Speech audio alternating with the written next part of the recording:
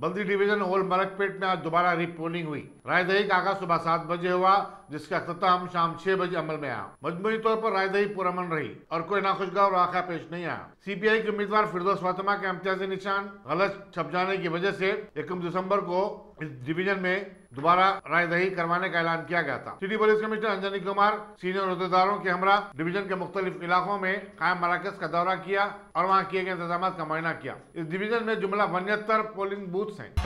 City police commissioner और रचागुंडा police commissioner Mahesh भगवत ने आज फिर एक बार अपने अपने हुदूद में वाक़ वोटों की गिनती के मराकज का मुआयना किया और बताया कि पुरअमन वोटों की गिनती को यकीनी बनाया जाएगा।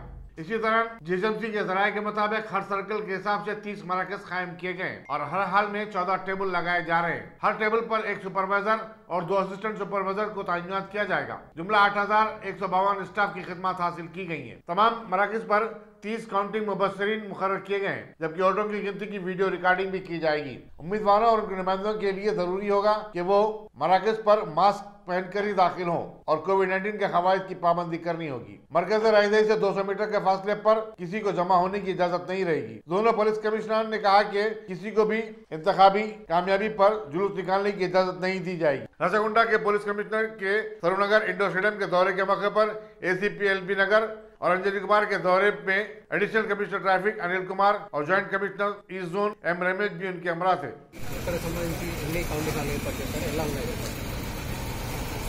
ఎల్బీ నగర్ జోన్లో 13 వార్డ్స్ ఉన్నాయి. ఇక్కడ 3 కౌంటింగ్ సెంటర్, విఎం హోమ్ ఒకటి, తర్వాత మన సరూర్ నగర్ ఇండోర్ స్టేడియం, తర్వాత హయాత్ నగర్లో వార్డ్స్ అండ్ జిల్స్. ఈ 13 వార్డ్స్ 3 ప్లేసెస్లో ఈ కౌంటింగ్ సెంటర్స్ ఉన్నాయి. మల్కాజిగిరి జోన్ సంబంధి 17 వార్డ్స్ ఉన్నాయి. అక్కడ అది భారతీయ విద్యాభవన్ నేరడమట్, తర్వాత చైతన్య స్కూల్ అని నాచారాం, తర్వాత పాలిటెక్నిక్ రామంతపూర్. అది మొత్తం ఇది 30 వార్డ్స్ ఉంది మన దగ్గర. 6 ప్లేసెస్లో ఈ కౌంటింగ్ జరుగుతుంది. సో ఎలాంటి ఏర్పాట్లు చేస్తారు, ఎలాంటి బందోబస్తు? ఈ బందోబస్తు అది 3 టైర్ సెక్యూరిటీ అరేంజ్మెంట్. ఫస్ట్ అది ముందు అది మనది స్ట్రాంగ్ రూమ్ ఎక్కడ ఉంది అక్కడ అది డిఎస్ఎస్పీ కానీ ఈఆర్ అది ఆర్మ్ గార్డ్ ఉంటుంది. తర్వాత నెక్స్ట్ లేయర్ సెక్యూరిటీ బిల్డింగ్ది. తర్వాత మళ్ళీ 500 మీటర్ రేడియస్లో మా స్పెషల్ పార్టీ కానీ సివిల్ పోలీస్ వాళ్ళు పెట్రోలింగ్ చేస్తున్నారు. ఇక్కడ 144 ఆర్డర్ ఉంది. రేపు ఎవరికి ఇక్కడ అనుమతి ఉండదు. सदर मजलिस और पार्लियामेंट बैरिस्टर असदुद्दीन ओवैसी ने किसानों के एहतजाज की तायद की और कहा कि मजलिस किसानों के साथ खड़ी है। अपने एक बयान में बैरिस्टर ओवैसी ने कहा कि किसानों के मुतालबात जायज हैं। वज़ीर नरेंद्र मोदी को चाहिए कि वो किसानों की तंजीमों के साथ बातचीत के लिए आगे आए और उन्हें मुतमईन करें। नहीं, मैं अपनी पार्टी की तरफ से ये साफ और वाज़ेह तौर पर कहना चाह रहा हूँ कि हम जो फार्मर्स प्रोटेस्ट हो रहा है वो बिल्कुल जेन्यून है और उनके जो मुतालबात हैं वो हक बजानिब हैं और हम उम्मीद करते हैं कि देश के प्रधानमंत्री उनको बुलाएंगे अपने पास। प्रधानमंत्री को बुलाकर उनसे बात करना चाहिए। और वो जो कह रहे हैं भाई, वो तो बहुत अहम बात कह रहे हैं। इतनी बड़ी तादाद में अगर फार्मर्स आते हैं दिल्ली के पास, आप उनको प्रोटेस्ट करने नहीं देते। ये कौन सा है बताइए कि हैदराबाद में म्यूनसिपल इलेक्शन है और गृह मंत्री आकर कैंपेन कर सकते हैं लोगों के साथ और किसान जो है दिल्ली में प्रोटेस्ट नहीं कर सकता। जो किसान जो हमारे टेबल पर रोटी और चावल रख रहा है, खाने के लिए खाना रख रहा है, आप उनसे नहीं बात करेंगे? प्रधानमंत्री को अपना दिल बड़ा करना चाहिए। प्रधानमंत्री को उनको अपने पास बुलाकर बात करनी चाहिए और उनके डिमांड जेन्यून है। उससे देश को फायदा होगा अगर वो प्रधानमंत्री की सरकार, मोदी सरकार उनके उन डिमांड्स को कबूल करेगी तो। कमिश्नर पुलिस अंजनी कुमार ने सिटी पुलिस कमिश्नरेट से वाबस्ता बयानों अहदेदारों के तबादलों से मुताल्लिक इत्तलात की तरदीद कर दी और आवाम से कहा कि वो सोशल मीडिया में गश्त करने वाली ऐसी खबरों पर एतमाद न करें। उन्होंने कहा कि झूठी खबरों को फैलाने से मुताल्लिक एक मुकदमा दर्ज कर लिया गया है और मफादत असला की तरफ से ऐसी खबरें आम करने वालों के खिलाफ कार्रवाई की जाएगी। दुबक असम्बली के ज़िमनी चुनाव और जीएसएमसी की चुनाव मुहिम में सरगर्म हिस्सा लेने की वजह से काफी थक जाने वाले रियासती वज़ीर फाइनेंस श्री हरीश राव ने कल अपनी सियासी सरगर्मियों और मसरूफियात से कुछ वक्त निकाला और फिर सिद्दीपेट के स्टेडियम की पिच पर अपना कुछ वक्त गुजारा। उन्होंने सिद्दीपेट क्रिकेट एसोसिएशन की टीम और सिद्दीपेट के मेडिकोर हॉस्पिटल के मुलाजिमीन के साथ खेले गए एक फ्रेंडली मैच में हिस्सा लिया। हरीश राव ने 12 गेंदों पर 18 रन बनाए, जिनमें 2 बाउंड्रीज भी शामिल थे। हरीश राव जब रन बनाने के लिए दौड़ लगा रहे थे, उस वक्त सारा स्टेडियम नारों से गूंज उठा। जीएचएमसी के इंतखाबात में मजलिस की शानदार कामयाबी के लिए आज मुख्तलिफ मसाजिद और दरगाहों में आयत करीमा और खत्म कुरान की महफिलें मुनक्किद हुई। याकूतपुरा के मजलिस रुकन असम्बली अहमद पाशा कादरी ने दरगाह हजरत यूसुफ नामपल्ली पहुंचकर चादर गुल चढ़ाई और दुआ की। पहाड़ी शरीफ में वाक़ दरगाह हजरत बाबा शरफुद्दीन रहमतुल्लाह अलैह पर आयत करीमा और खत्म कुरान की खुसूसी महफिल मुनक्किद हुई। दरगाह के सज्जादा नशीन पीरजादा सैयद फरीदुद्दीन सहरवर्दी ने निगरानी की। अजीम तर मजलिस बल्दिया हैदराबाद के इंतखाबात के ज़िम्मन मजलिस के तमाम उम्मीदवारों की कामयाबी के मौके के लिए आज बारगाह यूसुफैन रहमतुल्लाह अलैह में आयत करीमा का ख़त्म हुआ और दरबार हज़रत यूसुफैन में हाज़िरी हुई।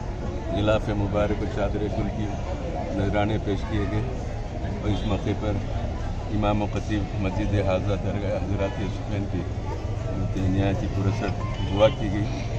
मेरा ये दुआ या इज्तिमा में काफ़ी तादाद में लोग शरीक रहे। दुआ ये की गई कि अल्लाह ताला मजलिस इत्तेहादुल मुस्लिमीन को शानदार कामयाबी अता करे, क्योंकि हमेशा इंतखाबात के मौके पर हम वोटों का मुतालबा करके दूसरा जो मुतालबा हमारा होता है वो दुआ का होता है। वोट से बढ़कर दुआ की ताकत है और ये दुआओं से चलने वाली जमात है। आप कई वाक़यात हैं हमारे पास, वक्त नहीं आपको तफसील बताने का, लेकिन दुआ या इज्तिमात न सिर्फ यहाँ पर होते हैं बल्कि घर में जो ख़वातीन हैं वो आयत करीमा के दस्तर बिछा के दुआ करती मजलिस की कामयाबी के लिए। अब इस वक्त तो हमारे पास एक फ़िरका परस्त ताकतों की फ़ौज हैदराबाद को आके हैदराबाद को तब्दील करना चाहती है, यहाँ के हालात को बिगाड़ना चाहती है। तो इस ज़िम्मन में काफ़ी तादाद में लोगों ने अपने हक़ रायदही का इस्तेमाल किया। हमको तवक्कुह है, अल्लाह की ज़ात पे भरोसा है कि अल्लाह ताला मजलिस इत्तेहादुल मुस्लिमीन को शानदार कामयाबी से हमकिनार करेगा और नक़ीब मिल्लत हबीब मिल्लत की खिदमत को अल्लाह ताला कबूल करेगा। नक़ीब कबूल करेगा बल्कि उनकी सेहत और सलामती दराज़ी उम्र को अल्लाह ताला उनकी सेहत और सलामती के साथ रखे, दराज़ी उम्र अता करे, उनकी हिफाजत फरमाए। अल्लाह से दुआ है कि अल्लाह ताला मुसलमानों को कामयाबी फ़तह नुसरत अता करे, मुसलमानों को खुशहाली अता करे। इंशाअल्लाह बाद नतीजे के हम फिर बारगाह में हदीयत तशक्कुर के तौर पे हाजिर होंगे, इनफरादी तौर पे हाजिरी देंगे। मेरा आप इस चैनल के ज़रिए आप तमाम हज़रात से गुजारिश की जाती है कि कल सुबह 8 बजे से वोटों की गिनती है और शाम तक चलेगी, क्योंकि बैलेट पेपर की गिनती ज़्यादा टाइम लगता है उसमें। तो आपके चैनल के ज़रिए आवाम से खुसूसन मुहिबान मजलिस से मेरी दरख्वास्त है हर आदमी अपने घर में हर नमाज के बाद कल तक दुआ करे मजलिस की कामयाबी के लिए। इंशाअल्लाह दुआओं से मजलिस इत्तेहादुल मुस्लिमीन भारी अक्सरियत से कामयाब होंगी। ये आज के ये दुआ या इज्तिमात का अहतमाम मिर्ज़ा रहमत बिन कादरी ने किया है, जो हमेशा करते हैं। मैं उनका भी शुक्रिया अदा करता हूँ, तवक्को करता हूँ कि इनकी खिदमत को भी अल्लाह ताला कबूल करेगा। तेलंगाना तहरीक के दौरान शहीद होने वाले श्रीकांचारी की 11वीं बरसी के मौके पर वज़ीर स्पोर्ट्स व एक्साइज वी श्रीनिवास गौड़ ने आज एलबी नगर में उनके मुजस्समे की गुलपोशी की।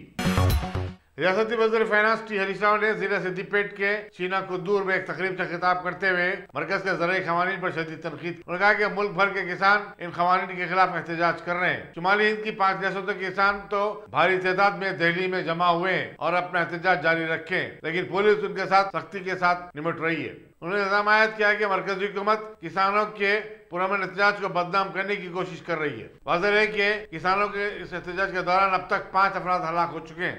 మండల పరిషత్ ఉపాధ్యక్షులు పాపయ్య గారు తీర్మానాన్ని ప్రవేశపెట్టి గౌరవ సర్పంచులు గౌరవ ఎంపీటీసీలందరూ కూడా ఢిల్లీలో రైతుల మీద జరుగుతున్న దాడిని తీవ్రంగా ఖండిస్తూ మరి కేంద్ర ప్రభుత్వం కూడా వెంటనే దిగి వచ్చి ఆ రైతులకు డిమాండ్లను నెరవేర్చాలని చెప్పి మన మండల పరిషత్ సభ ఏకగ్రీవ తీర్మానం చేస్తాము। అదేవిధంగా ఇవాళ రైతులు ఏమడుగుతున్నారో మీరు బహుశా టీవీలో పేపర్లో చూసుంటారు। ఎముకలు కొరికే చలిలో ఢిల్లీ వీధులన్నీ కూడా దిగ్బంధం చేసేవారు। పంజాబ్, ఉత్తరప్రదేశ్, హర్యానా అంటే ఢిల్లీకి దగ్గరగా ఉండే రాష్ట్రాలు 99,000 ట్రాక్టర్ల మీద పోయింది। ఒక ట్రాక్టర్ 2 ట్రాక్టర్లు కాదు, 99,000 ట్రాక్టర్లు తీసుకుపోయి అక్కడనే భోజనాలు వండుకొని లంగర్లు వేసుకొని చలిలో రోడ్లను దిగ్బంధం చేసి ఇలా కేంద్రం మీద స్వచ్ఛందంగా రైతులు పోరాడుతున్నారు। అటువంటి రైతుల మీద వాటర్ క్యాన్లు పెట్టి పోలీసులు దాడి చేస్తే 3 రైతులు చనిపోయినారు, 2 రైతులు చలికి చనిపోయినారు, మొత్తం 5 రైతులు ఇప్పటిదాకా చనిపోయారు. ఎంత దురదృష్టం అంటే దేశానికి అన్నం పెట్టే రైతు రోడ్డు మీద పడ్డాడు కదా ఈ ఎన్డీఏ ప్రభుత్వం, బీజేపీ ప్రభుత్వం పుణ్యమని. రోజుల తరబడి ఇంటికి పోకుండా సిద్ధుబట్టి రైతులు ఇలా చలిలో మొత్తం రోడ్లు దిగ్బంధం చేసి కేంద్ర ప్రభుత్వం మీద పోరాటం చేస్తున్నారు. ఇలా దానికి మన యొక్క సంపూర్ణమైన మద్దతును తెలియజేస్తూ ఈ మండల పరిషత్తు ఒక తీర్మానం చేస్తా ఉన్నాం. ఆ చనిపోయిన రైతు కుటుంబాలకు ప్రగాఢమైనటువంటి సానుభూతిని తెలియజేస్తున్నాం. ఏమడుగుతున్నారు రైతులు? చర్చలు జరుపుతున్నారు, కేంద్ర ప్రభుత్వం కేంద్ర మంత్రులు చర్చలు జరుపుతున్నారు, కానీ నోటి మాటలు చెప్తున్నారు. రైతులు అడిగింది సూటికి అడిగింది, మొన్న కొత్తగా తెచ్చిన మీ నూతన వ్యవసాయ చట్టాన్ని రద్దు చేయండి. ఎందుకు అంటే ఈ నూతన వ్యవసాయ చట్టము కార్పొరేట్లకు మేలు చేసే చట్టం. అంబానీలు, టాటాలు, రిలయన్స్ చేతులకు వెళ్ళిపోయి మన మార్కెట్ యార్డ్ అన్ని నిర్వీర్యమైంది. చిన్నకోడూరు మార్కెట్ యార్డ్ తాళం పడుతుంది. వడ్ల ఉంటే మన కామన్ సెన్స్ जिम्मेदारी అక్కడ చైర్మన్ ఉన్నాడు కనుక పైసలు.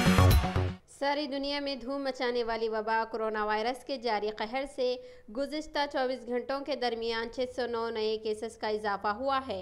इस तरह मुतासरीन की जुमला तादाद 2,41,492 हो गई है, जबकि 3 नई अमवात के बाद मरने वालों की तादाद 1,465 बतलाई जाती है। रियासती महकमे सेहत के मुताबिक रियासत में कोरोना वायरस से सेहतियाब होने वालों की तादाद 2,41,492 हो गई है।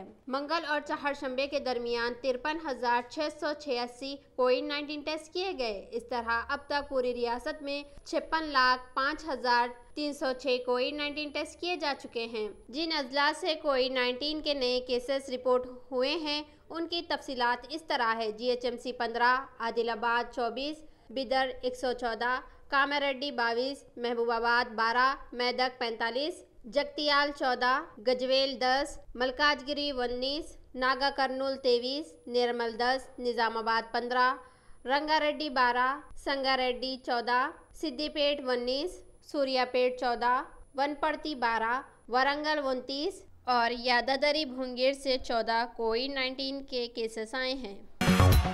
मौके में हार्टिकल्चर की तरफ से मुनक़िदा छठे गार्डन फेस्टिवल में साउथ सेंट्रल रेलवे के सिकंदराबाद डिवीजन ने 6 इनाम हासिल किए। अपने अपने इदारों, तंजीमों और रिहायशी कॉलोनियों के अहाते में शजरकारी को फरोग देने गार्डन फेस्टिवल का इनेकाद अमल में आता रहा है। जुमला 2014 दरखास्तें फेस्टिवल में शिरकत के लिए वसूल हुई थी। पहला इनाम हैदराबाद रेलवे स्टेशन को मिला है। साउथ सेंट्रल रेलवे के जी मल्लैया ने डिविजनल रेलवे ऑफिसर सिकंदराबाद आनंद भाटिया और दूसरों को मुबारकबाद दी। कड़पा डिस्ट्रिक्ट पुलिस की खुसूसी टीम ने जिले में संदल की लकड़ी के स्मगलरों के खिलाफ मुहिम चलाई और 4 टन लकड़ी जब्त की। बेंगलुरु के स्मगलर्स अरबाज खान और खलील खान समेत 28 स्मगलरों को गिरफ्तार कर लिया गया है। 5 गाड़ियां भी जब्त की गयी। गिरफ्तार शुदा में खवातीन भी शामिल हैं। कोड़ंगल के TRS रुकन असम्बली पी नरेंद्र रेड्डी ने आज अपने हल्के असम्बली के मुख्तलिफ इलाकों का दौरा किया और अवामी मसाइल से वाकिफियत हासिल की। उन्होंने ड्रेनेज सिस्टम को बेहतर बनाने की मकामी बल्दिया को हिदायत दी। मुस्लिम तबके के लोगों से बातचीत करते हुए उन्होंने कोड़ंगल में मुस्लिम तबके के नुमाइंदों से बातचीत करते हुए उन्होंने कारगिल कॉलोनी में एक शानदार शादीखाना तामीर करने का तयक़ुन भी दिया। शिवसेना के एक लीडर चंद्रकांत सिकाल की तरफ से अदा का मुकाबला करवाने के ऐलान के बाद बीजेपी ने शिवसेना को आड़े हाथों ले लिया और उस पर सेकुलरिज्म का लिबादा उड़ने का इल्जाम लगाया। ऐसे में शिवसेना के तर्जुमान सामना में उसके एडिटर और रुकन पार्लियामेंट संजय रावत ने तंजिया कहा कि मरकजी हुकूमत अदा पर पाबंदी लगा दे। हालांकि शिवसेना लीडर सबकाल ने बताया कि वो जनूबी मुंबई में एक ऐसी बस्ती में रहते हैं जहां करीब में कब्रिस्तान और मस्जिद भी है और रोजाना वो अज़ान सुनते हैं और इसमें जो मिठास पाई जाती है वो किसी और में नहीं देखी गई। चुनाचे चंद्रकांत सबकाल ने एक मुकामी तंजीम को अज़ान के मुकाबले करवाने की तजवीज पेश की। उन्होंने कहा कि शिवसेना के बानी सदर बाल ठाकरे कभी भी किसी मजहब के खिलाफ नहीं रहे और पार्टी सदर और चीफ मिनिस्टर उद्धव ठाकरे तमाम तबकात को लेकर चलते हैं। ज़रिए असना सदर मजलिस और रुकन पार्लियामेंट बैरिस्टर असदुद्दीन अवैसी ने इस मसले पर तबसरा करते हुए कहा कि शिवसेना को कांग्रेस और एनसीपी ने सेकुलर तस्लीम कर लिया है, लेकिन शिवसेना का अज़ान पर पाबंदी लगाने का मरकज से मुतालबा लोगों की आंख खोल देने के लिए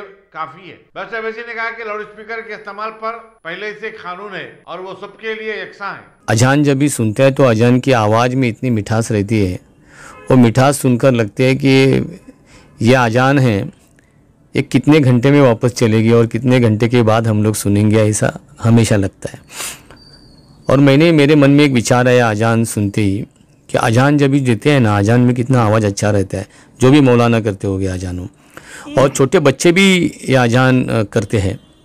तो हमारे उप विभाग प्रमुख है शकील अहमद, मैंने उनसे ये कहा कि शकील भाई एक ऐसा क्यों नहीं करेंगे, एक अलग ढंग की, एक अलग तरीके की एक कंपटीशन हम लोग रखेंगे हमारे मुसलमान जो स्टूडेंट्स हैं, छोटे बच्चे हैं, उनके लिए ये रहेगी कि जो अच्छे अजान करेगा उसका आवाज़ देखा जाएगा, आवाज़ के साथ साथ उनके जो उच्चार है, प्रोनाउंसिएशन है उनकी, वो देखे जाएंगे, और वो कितना मिनट में ख़त्म करता है, कैसे ख़त्म करता है, वो सब आपके परीक्षक रहेंगे, आपके सुपरवाइज़र रहेंगे, आप वो देख लेंगे, बड़े बड़े मौलाना रहेंगे, और वो कंपटीशन में वो एज अ जो परीक्षक जैसे काम करेंगे, और अच्छा जो अजान देगा उसको हम लोग प्राइज़ रखेंगे।